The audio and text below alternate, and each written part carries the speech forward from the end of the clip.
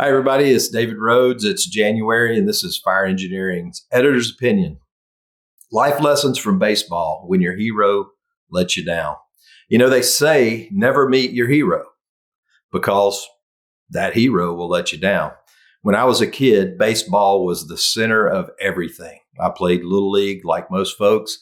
My dad had to fib a little bit when I was 5 years old to get me in the league because my birthday was so late. So I played as a 5-year-old in the 6, 7, and 8-year-old league. When I was 8, they split off and we had just an 8-year-old division. And my assistant chief had gone to school with Pete Rose. Now, that was pretty special to me because even though growing up in the Atlanta area, I was an avid Braves fan. This is during the Hank Aaron, Dale Murphy era. So a lot of great players there. But my favorite player of all in the whole nation was Pete Rose. And so this was the only other batting helmet that I ever got as a kid was the Souvenir Cincinnati, of which I added my own Magic Marker 14 and then my own number 4 to the side. Sometimes I'd wear that plastic batting helmet to practice on the 8-year-old Mets. So the coach knew that I was a big fan, and he personally knew Pete. So he got us tickets, took me and his boys down, and we sat right beside the dugout, went a couple hours early for batting practice, and out comes Pete, and he's talking to the coach. He's talking about people they grew up with. Have you seen Betty? Have you seen Sue? Have you seen Bill? And all is going well. And then after about 5 minutes conversation, Pete says, well, I need to get out here and get some reps in, get some batting practice in. And so he gets ready to go. And my coach said, hey, the boys brought some baseballs. David brought his helmet that, of course, I had on, promptly took off and showed him where I had written his number on it. And he basically looked at my coach and said, no, turned around and walked off. And he didn't even give us another look for the whole rest of the game.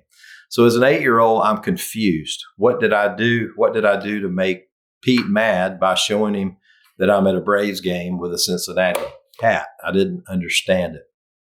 I didn't wear the hat again, as a matter of fact.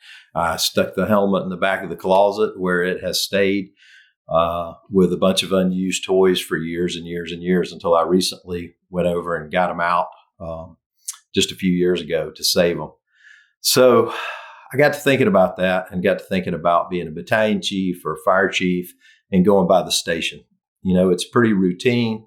You're there, but you do carry a certain level of status. And if all you're doing is coming through the station and not speaking to folks and just taking care of business, maybe only talking to the officer, you might be creating that same type of disappointment. So as leaders, we have to think about every opportunity that we have to speak to someone, to find out what's going on so that we can have a good idea of the pulse, the feeling of our organization, the good and the bad.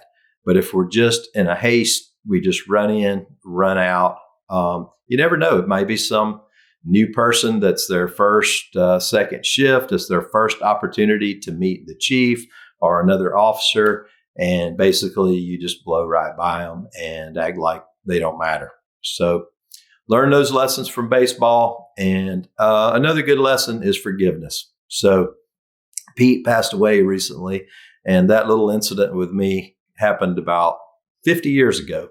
So I'll humble myself here and say, Pete, with his record, deserves to be in the Hall of Fame.